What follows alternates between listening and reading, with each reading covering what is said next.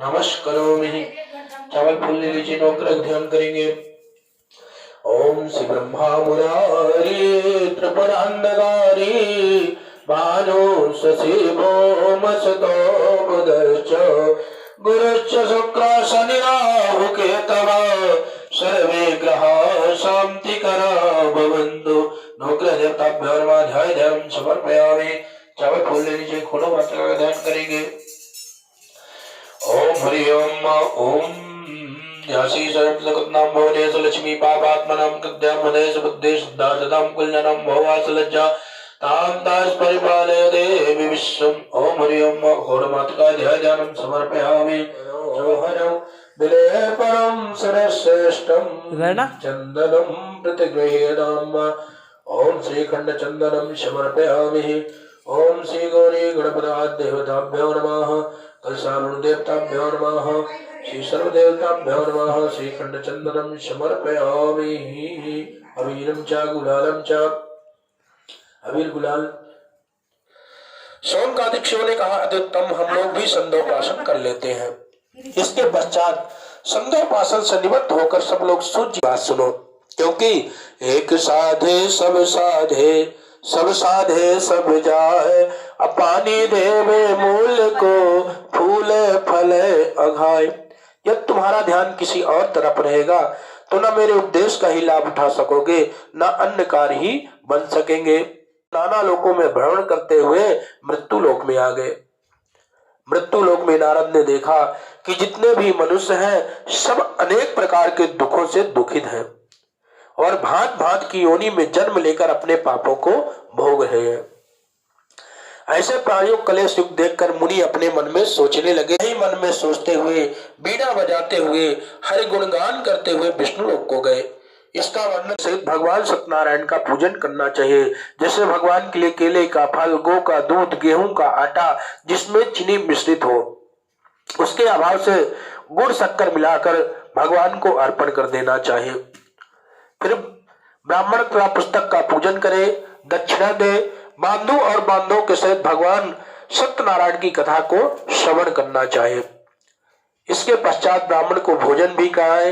प्रसाद खाने के बाद नाच गाना कीर्तन आदि भगवान के सामने करना चाहिए और जब लोग अपने घर जाने लगे तो भगवान सत्यनारायण का नाम स्मरण करना चाहिए। इस प्रकार जो भगवान सत्यनारायण का व्रत करेगा दुख से छूट जाएगा, सुख प्राप्त करेगा, अंत में मोक्ष प्राप्त करेगा। ओम स्कंद पुराणे रेवा खंडे रावण बिहारी लाल की जय।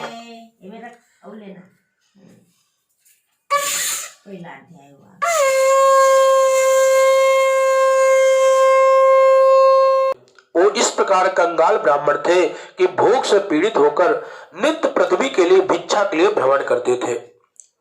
दुखित ब्राह्मण को देखकर भगवान को दया आ गई, क्योंकि भगवान को ब्राह्मण अधिक प्रिय है।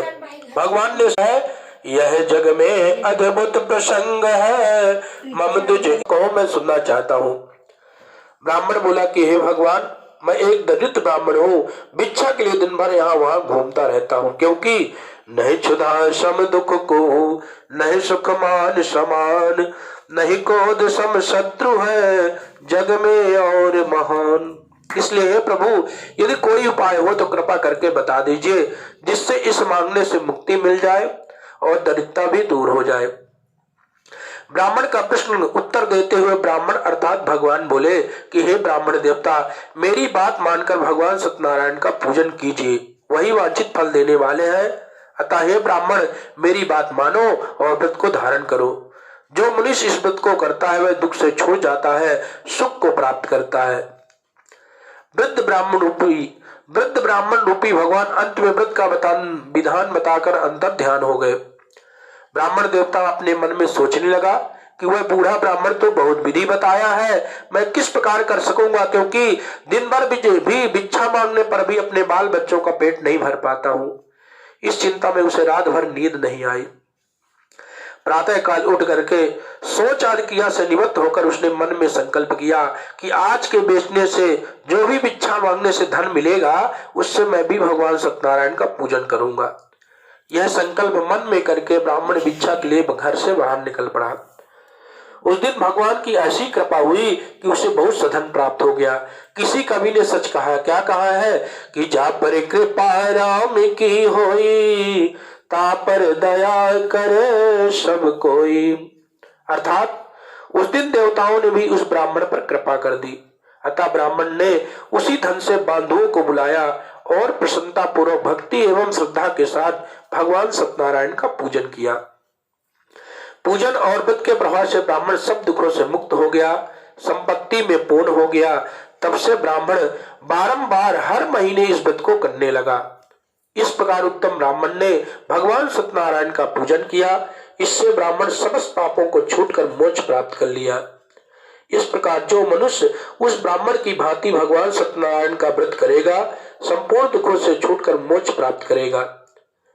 इस प्रकार भगवान के व्रत के प्रभाव को नारद जी से कहा। इसके बाद सूत जी ने शौनक आदि से प्रश्न किया कि जो कुछ भगवान का महात्म था हमने कह दिया, आगे आप क्या सुनना चाहते हैं। ऋषियों ने उत्तर दिया, महाराज उस ब्राह्मण से। सूत जी बोले, हे ऋषियों सुनो, ब्राह्मण से सुनकर जिसने इस व्रत को किया था मैं कथन करता हूँ। एक समय अपनी संपत्ति के अनुसार वही ब्राह्मण अपने भाई बंधुओं के सहित भगवान सत्यनारायण का पूजन करने के लिए उद्यत हो गया। इतने में एक लकड़ी बेचने वाला लकड़हारा वहां पहुंचा। उसने लकड़ी का गट्ठर बाहर रखकर घर के भीतर प्रवेश किया। लकड़हारा भूख से पीड़ित था। उसने घर के भीतर देखा कि वही भिखारी ब्राह्मण जो एक दिन भिक्षा मांगते फिरते थे, आज इतने बड़े भवन के स्वामी बन गए हैं और भीड़ भाड़ के साथ भगवान का पूजन कर रहे हैं। देखकर लकड़हारा आश्चर्य में पड़ गया। कुछ देर बाद उसने हाथ जोड़कर ब्राह्मण से पूछा कि आप किसका पूजन कर रहे हैं और इस पूजन का फल क्या है, विस्तार पूर्वक कहिए। ब्राह्मण ने लकड़हारे से कहा कि यह श्री सत्यनारायण भगवान की पूजा है। ये प्रभु इस प्रकार दीन दयाल वांछित फल देने वाले हैं कि यह जो मेरा धन धान देख रहे हो ना, यह भगवान का ही प्रसाद है। ब्राह्मण के मुख से इस प्रकार सुनकर लकड़हारा बड़ा प्रसन्न हो गया और भगवान का प्रसाद खाकर जल पीकर नगर की ओर प्रस्थान किया। लकड़हारा ने मार्ग में मन में चिंतन किया और संकल्प किया कि आज के जो भी लकड़ी बेचने से धन मिलेगा उससे मैं भी भगवान सत्यनारायण का पूजन करूंगा। इस प्रकार मन में सोचकर लकड़ी का बोझ सर पर रखकर चल दिया। भगवान की कृपा से उस दिन लकड़हारा लकड़ी का बोझ उस स्थान पर चला गया जहां पर धनी लोग रहते थे। उसे जाते ही लकड़ियों की दूनी कीमत मिल गई। उसी पैसे से उसने पके पके केले, फल, शक्कर, घी, दूध और गेहूं का आटा मोल ले लिया। इसके बाद घर पहुंचकर उसने बांधु और बांधों को बुलाया और ब्राह्मण को भी बुलाया।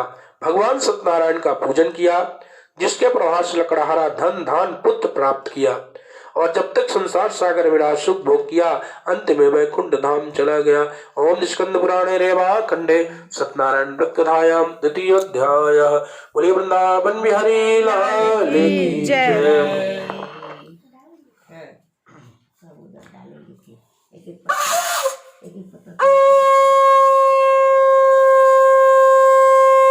ओम हिरण्यवे सेनान्य देशम च बताए इसमें पशुपतये स्वेद्वीनाय नमः एकदस्कराणां पतये नमः देवदत्तर नमः नमो नमः दयारेभ्य आसीनेभ्यश्च नमो नमः श्रीजदविद्यदक्षमो नमो नमः शयानेभ्य आसीनेभ्यश्च स्वरूपाय नमः स्वाहा।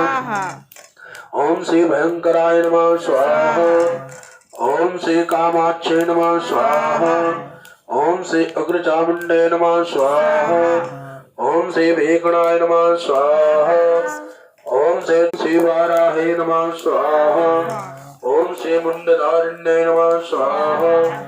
ओम श्री भैरवाय नमः स्वाहा। प्रेतवाहिन्ये नमः स्वाहा।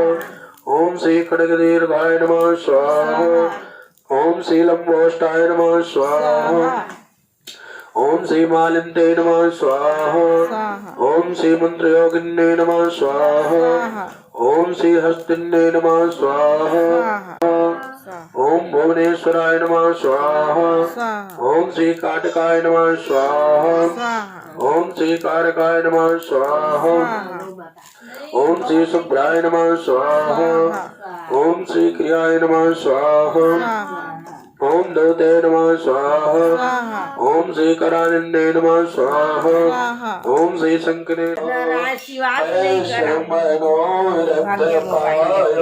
श्रद्धा तज देने स्वामी श्रद्धा तज दे फल भोग प्रभु फल भोग प्रभु फिर आस्तुत के ओम जय लक्ष्मी रमणा भाव भक्ति के काल छिन छिन रूप धरो स्वामी छिन छिन श्रद्धा धारण कीरे श्रद्धा धारण कीरे तिनके काज सरो ओम जय लक्ष्मी रमणा गाल बाल सुंदराजा मन में भक्ति करी स्वामी मन में भक्ति करी वनवांछित फल दीना मन इच्छा फल दीना दीन दयाल हरि ओम जय लक्ष्मी रमणा चरत प्रसाद सवायो कदली फल मेवा स्वामी कदली फल मेवा धूप दीप तुलसी धूप दीप तुलसी राधि सतदेवा ओम जय लक्ष्मी रमणा प्रसाद नारायण जी की आय जो मेरे दुष्ट सुख संपत्ति दुष्ट सुख संपत्ति सहज रूप पावे ओम जय लक्ष्मी रमणा ओम जय लक्ष्मी रमणा स्वामी जय लक्ष्मी सत्यनारायण स्वामी सत्यनारायण स्वामी जगपादकरणा ओम जय लक्ष्मी रमणा। सूजी का भी करें, सूजी का भी करना है कि उसी को घुमा दे आरती कर दे ये वाले ओम जय शिव ओंकार ओम जय शिव ओंकार स्वामी हर शिव ओंकार ब्रह्मा विष्णु सदा शिव बोधि नाथ महादेव हर राज ओम हर हर हर महादेव एकानंद चतुरानंद पंचानन पंचानन राधे हम शासन गरुड़ासन वृषभा मन साधे ओम हर हर तेरो भुज चार चतुर्भुज दश भुज तेसो तेरह दश भुज तेसो बोल जी को पद रखता भुवन जन मोर ओम हर हर हर महादेव अजमाला राम व्यवहार